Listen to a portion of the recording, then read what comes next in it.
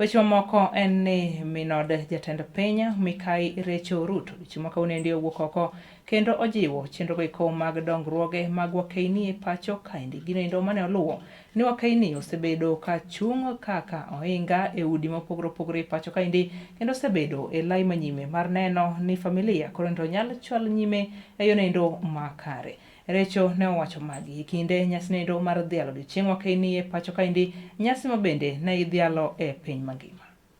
I join the world in celebrating International Women's Day, a day to honor the strength, resilience, and extraordinary contributions of women and girls everywhere.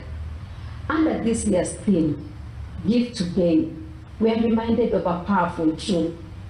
When we invest in women and girls, we strengthen families, economies, and nations.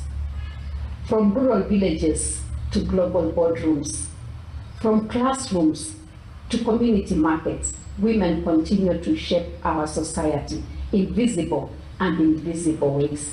Yet, even as we celebrate progress, we must acknowledge that equality is not yet our lived reality.